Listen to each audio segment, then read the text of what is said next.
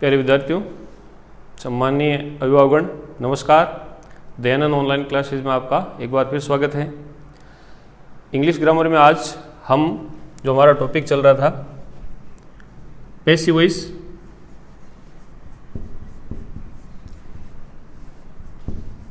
इसके आगे जो 3 वीडियोस थे उनमें हमने जनरल पैसिव वॉइस पढ़ा। इसके अलावा जो इंटरोगेटिव सेंटेंसेज होते हैं उनकी पैसिव वॉइस कैसे बनाई जाती है, और हु से शुरू जो इंटरोगेटिव सेंटेंस होता है उसकी पैसिव वॉइस कैसे बनती है, ये हमने पढ़ लिया था।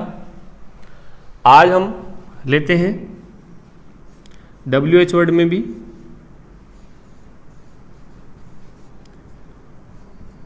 whom से शुरू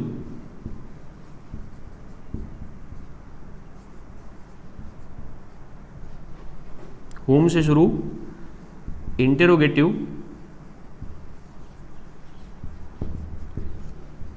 सेंटेंस की पैसिव वॉइस।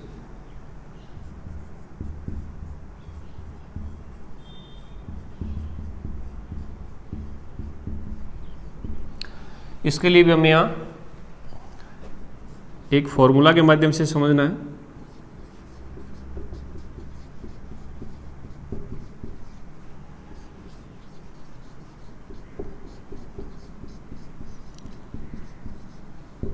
एक्टिव वॉइस में जो इंटरोगेटिव सेंटेंस बनेगा वो इस प्रकार होगा,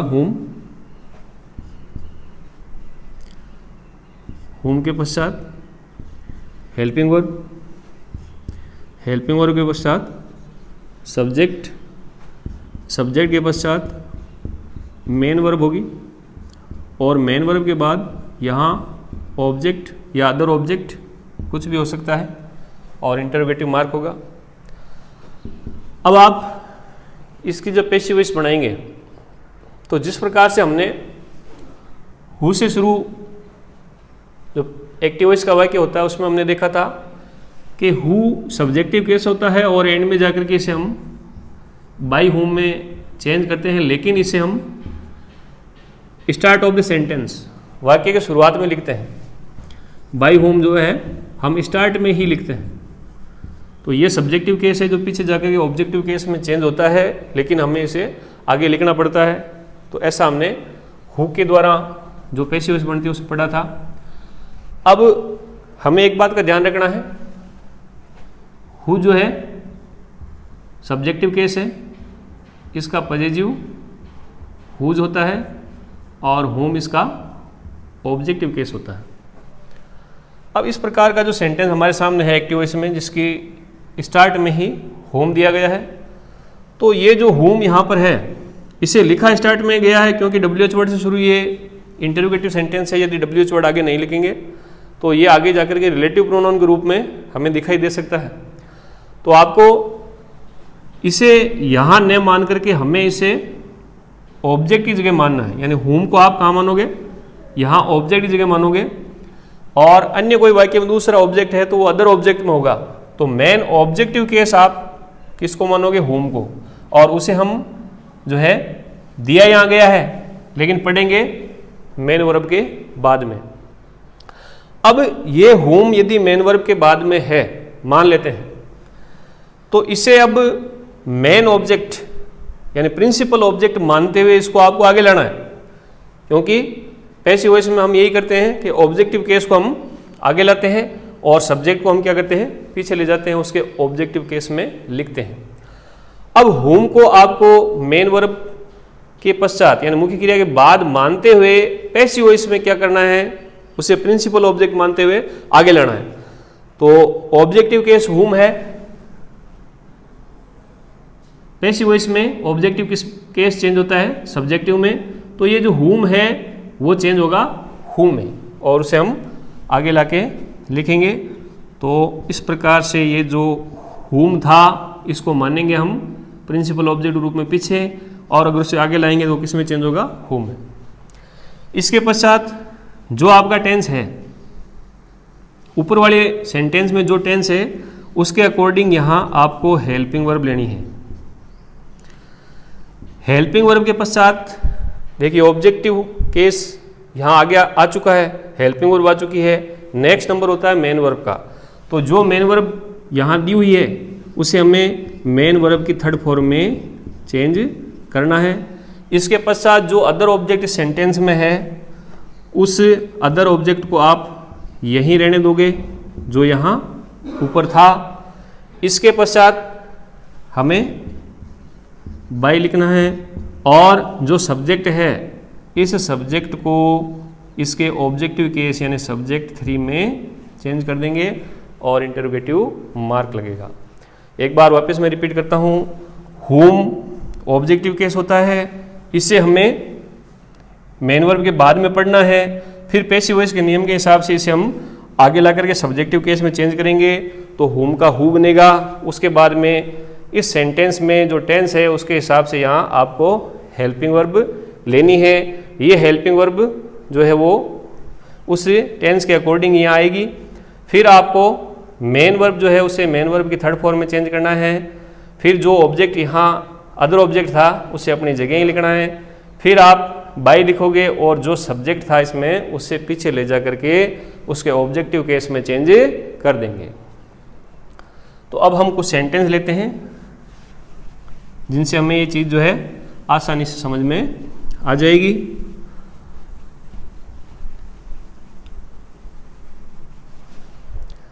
जैसे एग्जाम्पल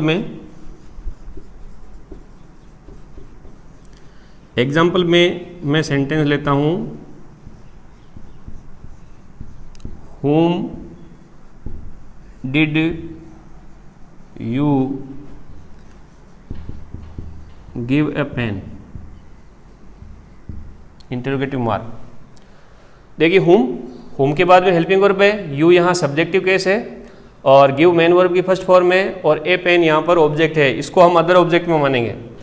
तो जैसे अभी मैंने बताया था हुम को आपको इस जगह ने पढ़ करके कहाँ पढ़ना है, मेन वर्ब के पश्चात, यानी यहाँ हम इसे पढ़ेंगे। अब हुम को प्रिंसिपल ऑब्जेक्ट मानते हुए इसे हम आगे लाएंगे तो हुम उस जगह से आगे आके चेंज होगा किसमें, सब्जेक्टिव केस इसके हु में चेंज होगा। अब इस सेंटेंस में जो टेंस है वो पास्ट सिंपल है और पास्ट सिंपल टेंस की पैसिव वॉइस हम बनाते हैं तो हेल्पिंग वर्ब वाज या वर ली जाती है। जब तक ये क्लियर नहीं है कि यहाँ पर जो हु है वो प्लूरल है या सिंगुलर है तो ऐसी स्थिति में हेल्पिंग वर्ब जो है हम वो सिंगुलर ही लेते हैं, तो यहाँ लेंगे वॉज। इसके पश्चात ऑब्जेक्टिव हेल्पिंग वर्ब का काम हमने कर लिया है। नेक्स्ट काम होता है मेन वर्ब को थर्ड फॉर्म में चेंज करना, तो गिव का थर्ड फॉर्म होगा गिवन। उसके पश्चात जो अदर ऑब्जेक्ट है ए पेन, इसको अपनी जगह यहीं लिख देंगे और अब इस यू को पीछे ले जाएंगे, बाई लिखा और यू को इसके ऑब्जेक्टिव केस में चेंज कर देंगे। तो इस प्रकार से ये इसकी पैसिव वॉइस बन गई। Whom did you give a pen, तुमने एक पेन किसे दिया था। Who was given a pen by you, तुम्हारे द्वारा एक पेन किसे दिया गया था। इसके बाद नेक्स्ट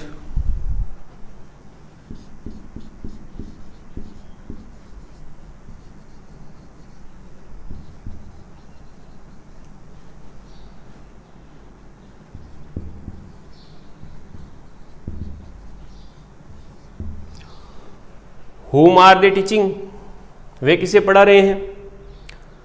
तो यहाँ हम देख रहे हैं whom helping verb subjective case है, मेन वर्ब की फर्स्ट फॉर्म के साथ आईएनजी लगा हुआ है। यहाँ अदर ऑब्जेक्ट के रूप में कुछ नहीं दिया गया है, कोई बात नहीं। whom are they teaching, whom are they teaching a lesson, मान लो अदर ऑब्जेक्ट होता तो कोई दिक्कत नहीं, अपनी जगह रहता, उसको हमें चेंज करना ही नहीं होता। इस whom को हमें इस मेन वर्ब की फर्स्ट फॉर्म के साथ जो आईएनजी लगा हुआ है उसके पश्चात पढ़ना है। whom को अब हम जो है पैसिव वॉइस में आगे लाएंगे, किस में चेंज करेंगे, हु में। इसके बाद नेक्स्ट अब आपको हेल्पिंग वर्ब का यूज़ करना है। प्रेजेंट कंटिन्यूअस टेंस है, आर और आईएनजी, तो आपको यहाँ इजार एम ही लेना है। तो जब तक मैंने कहा कि क्लियर नहीं है कि जो ये हु प्लूरल है या सिंगुलर है, हु इज। इसके पश्चात मेन वर्ब को थर्ड फॉर्म में चेंज करना है, साथ में आईएनजी लगा हुआ है, किसके साथ लिखते हैं, बी के साथ, तो बीइंग और टीच की थर्ड फॉर्म टॉट, और इसके पश्चात हम लिखेंगे बाई और दे का ऑब्जेक्टिव केस क्या होता है, देम। तो ये इसकी पैसिव वॉइस तैयार हो गई। Whom are they teaching, who is being taught by them. Next एक दो सेंटेंस हम और लेते हैं।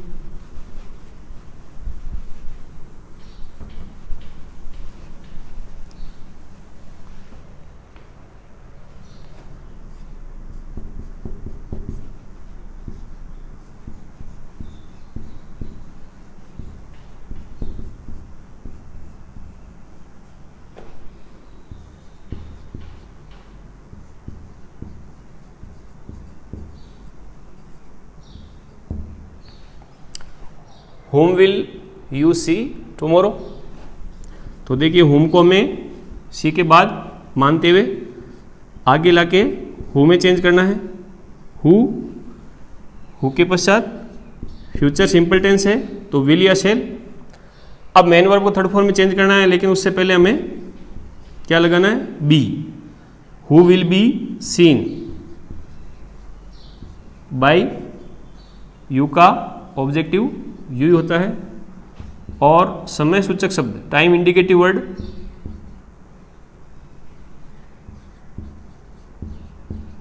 टुमारो, ये अपने स्थान पर ही रहेगा। इसके पश्चात नेक्स्ट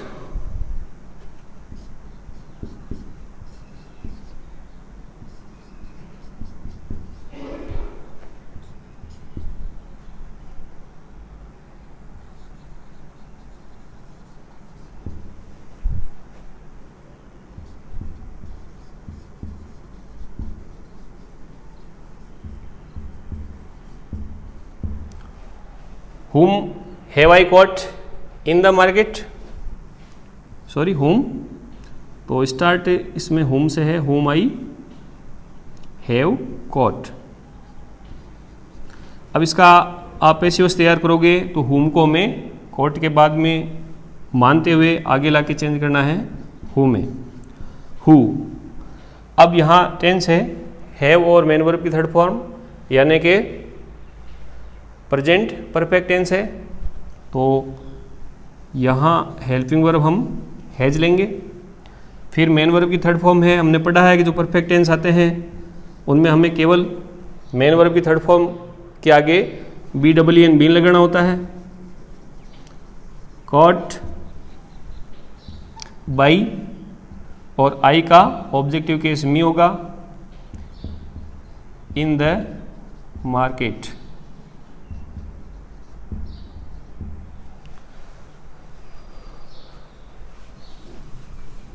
नेक्स्ट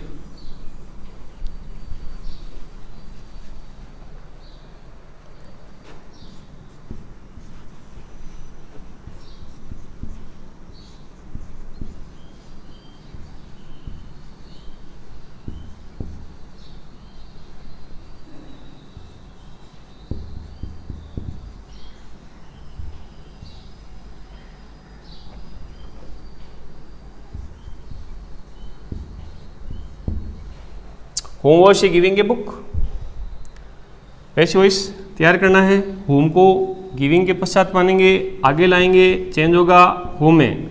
इसके बाद पास्ट कंटिन्यूस टेंस है हु वॉज, फिर मेन वर्ब को थर्ड फॉर्म में चेंज करना है, आईएनजी को बी के साथ लिखेंगे, बीइंग, गिवन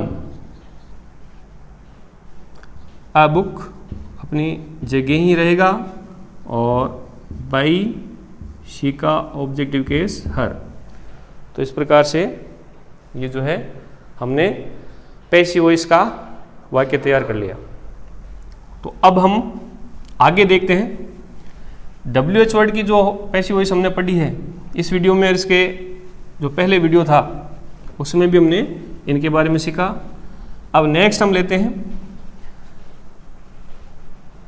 यदि जो सेंटेंस है उसमें मॉडल का यूज हो, और मॉडल का यूज एक्टिव वॉइस में हम जानते हैं, एक्टिव वॉइस हो चाहे पैसिव वॉइस हो, हेल्पिंग वर्ब के यूज में होता है। कोई भी मॉडल जो है can, could, may, might, shall, will इत्यादि, तो उसका एक्टिव वॉइस और पैसिव वॉइस का जो फॉर्मूला होगा मॉडल के रूप में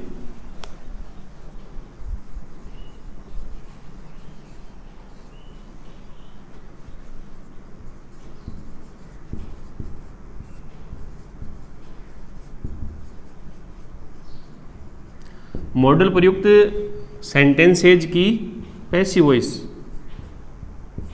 बिल्कुल आसान है और एग्ज़ाम में इनसे रिलेटेड कोई ना कोई सेंटेंस हमें दिया जाता है। तो एक्टिव वॉइस का फॉर्मूला और इसकी पैसिव वॉइस का फॉर्मूला क्या होगा वो हम यहाँ देखते हैं।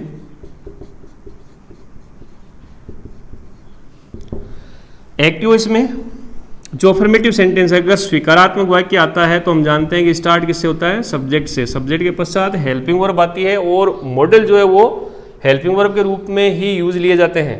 तो सब्जेक्ट के पश्चात यहाँ पर्टिकुलर कोई मॉडल होगा, उसके पश्चात मेन वर्ब जिसे हम मुख्य क्रिया कहें, मेन वर्ब होगी। मेन वर्ब के पश्चात यहां ऑब्जेक्ट होगा। तो इस प्रकार से एक जनरल सेंटेंस यहां तैयार होगा। अब आपको इसका पैसिव वॉइस तैयार करना है तो हम क्या करेंगे, ऑब्जेक्टिव केस को आगे ले आएंगे, यानी ऑब्जेक्ट आगे आएगा, यानी कहने का सब्जेक्टिव केस में चेंज होगा। उसके पश्चात जो पर्टिकुलर मॉडल यहाँ है वो हमें मॉडल यहाँ लिखना है। इसके पश्चात यहाँ अगर हम देखें तो पर्टिकुलर आपको वर्ब की फर्स्ट फॉर्म ही मिलेगी। मॉडल के पश्चात आपको वर्ब की फर्स्ट फॉर्म मिलेगी। आपको बी लगा करके, यानी उसके आगे बी लिखेंगे और मेन वर्ब को वर्ब की थर्ड फॉर्म में चेंज कर देंगे। और इसके पश्चात यहाँ अधिकतम जो यूज होता है बाई, उसे लिखेंगे। और जो सब्जेक्ट है वो उसके ऑब्जेक्टिव केस यानी सब्जेक्ट 3 में चला जाएगा। तो बिल्कुल आसान है, केवल हमें सब्जेक्ट और ऑब्जेक्ट आगे पीछे करना है। मॉडल वही जो इस सेंटेंस में आया है वही यहाँ पैसिव वॉइस के सेंटेंस में यूज होगा। केवल आपको यहाँ जो मेन वर्ब में वर्ब की फर्स्ट फॉर्म आई हुई है उस मेन वर्ब में वर्ब की फर्स्ट फॉर्म के आगे बी लिखना है और उसे मेन वर्ब की थर्ड फॉर्म में चेंज करना है। अब यदि ये तो बात हमने की है अफर्मेटिव सेंटेंस की, यदि नेगेटिव सेंटेंस हो तो आपको नंबर 3 पर नॉट मिलेगा। और नेगेटिव सेंस देने के लिए आपको पैसिव वॉइस में भी नंबर 3 पर नॉट ही लिखना है। यदि ये इंटरोगेटिव सेंटेंस हो तो स्टार्ट मॉडल से हो जाएगा और उसके पश्चात सब्जेक्ट होगा, फिर मेन वर्ब में वर्ब की फर्स्ट फॉर्म ऑब्जेक्ट और इंटरोगेटिव मार्क होगा। आपको पैसिव वॉइस में भी यही करना है, स्टार्ट मॉडल से होगा, फिर ऑब्जेक्टिव केस जो मान लो पीछे था सब्जेक्ट में आगे चेंज होगा, सब्जेक्टिव केस में चेंज होगा, उसे लिखेंगे। फिर आगे आपको बी लिख करके मेन वर्ब को थर्ड फॉर्म में चेंज करना है और फिर बाई लिखेंगे और फिर सब्जेक्ट का ऑब्जेक्टिव केस लिख दिया जाएगा, इंटरोगेटिव मार्क लगेगा। अब ये कैसे होता है इसके हम एक एक्सरसाइज लेते हैं जिससे आपको आसानी से समझ में आ जाएगा।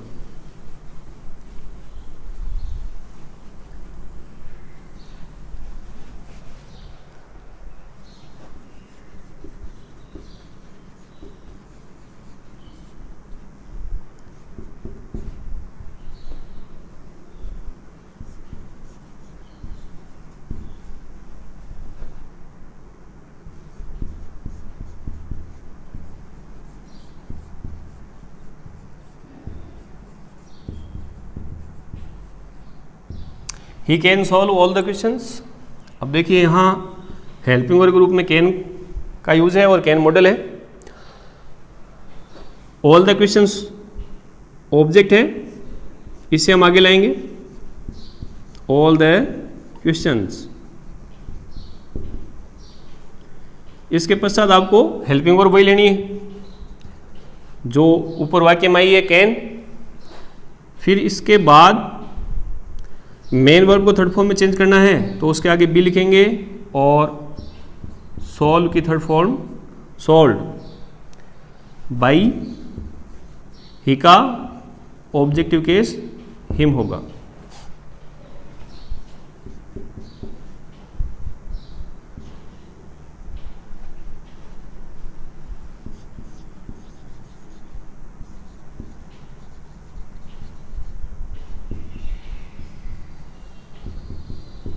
You should take it,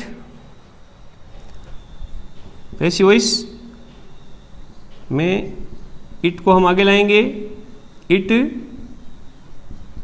should be taken by you.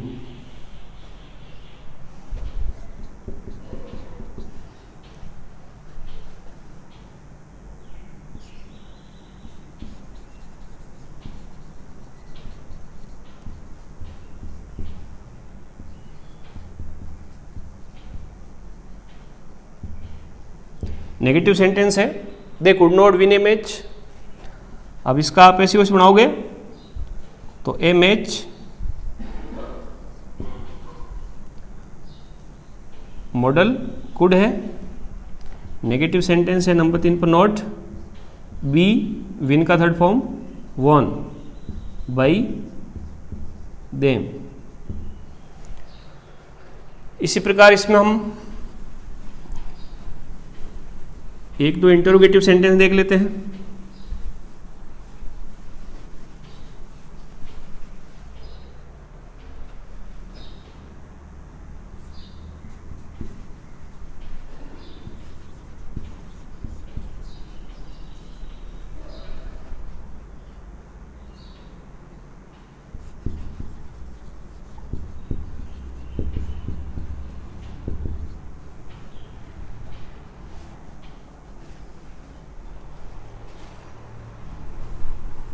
Can they prepare a project?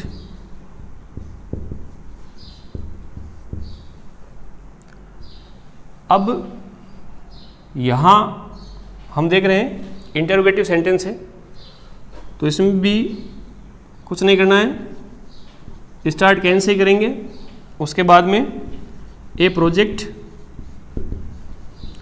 Object है वो आगे आ गया, फिर बी लिखेंगे, प्रिपेयर को इसकी थर्ड फॉर्म में चेंज करेंगे,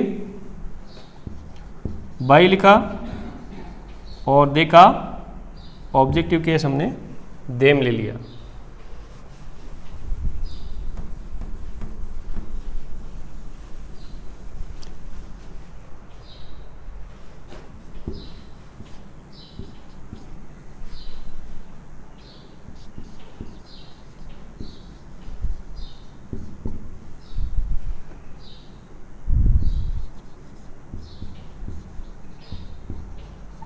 यू मस्ट हेल्प हिम को आगे लाएंगे, चेंज होगा हिम में, मॉडल हमारे पास है मस्ट, बी और हेल्प का third form helped bye you. तो इस प्रकार से यदि मॉडल का यूज हुआ है तो हम आसानी से जो है पैसिव वॉइस तैयार कर सकते हैं, कोई ज़्यादा मुश्किल ये कार्य नहीं है। इसके बाद नेक्स्ट हम एक रूल और पढ़ते हैं, बी गोइंग टू।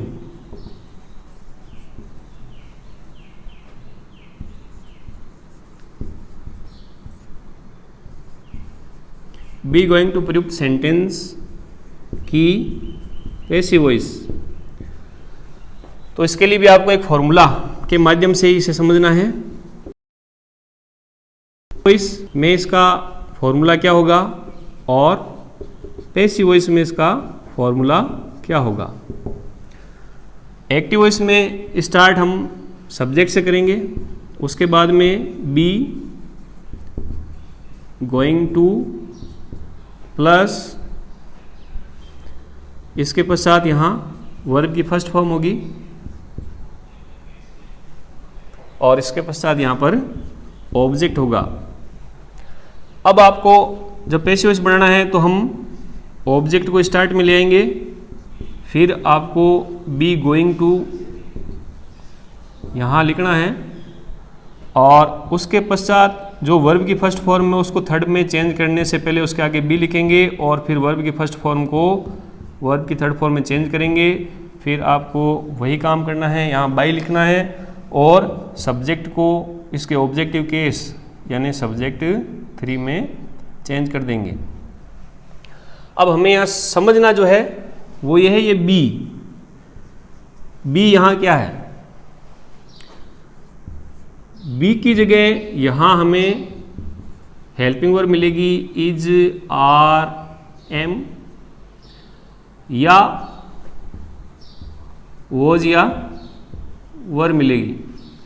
कैसे मिलेगी कि यदि प्रेजेंट टेंस का सेंटेंस है तो आपको यहाँ इज, आर, एम मिलेगा, और यदि पास्ट टेंस का सेंटेंस है तो आपको यहाँ वाज या वर मिलेगा। अब ये इज, आर, एम इस सब्जेक्ट के हिसाब से, सब्जेक्ट सिंगुलर है तो यहाँ इज होगा, सब्जेक्ट प्लूरल है तो आर होगा, और सब्जेक्ट आई है तो यहाँ एम होगा। यदि पास्ट टेंस का वाक्य है तो सब्जेक्ट सिंगुलर होने पर यहाँ वाज होगा और सब्जेक्ट प्लूरल होने पर यहाँ वर होगा। अब आपको जब पेसिव वॉइस में जाना है तो ऊपर अगर प्रेजेंट टेंस आया है यानी इज, आर, एम आए हैं तो यहाँ आपको इज, आर, एम ही यूज करना है। अब इज आएगा, आर आएगा या एम आएगा वो ऑब्जेक्ट के हिसाब से आएगा। ऑब्जेक्ट सिंगुलर है तो इज आएगा, ऑब्जेक्ट प्लूरल है तो आर आएगा, और ऑब्जेक्ट आई है तो एम आएगा। उसके पश्चात गोइंग टू में कोई चेंज नहीं होगा, हमें केवल इस टू के बाद जो वर्ब की फर्स्ट फॉर्म है उसे वर्ब की थर्ड फॉर्म में चेंज करना है, और उससे पहले आपको बी लिखना है। ये जो सेंटेंस है वो अफर्मेटिव सेंटेंस भी हो सकता है, नेगेटिव सेंटेंस भी होता है, और इंटरोगेटिव सेंटेंस भी हो सकता है। तो हम कुछ एग्जाम्पल लेते हैं, उसे इसे समझने का प्रयास करते हैं।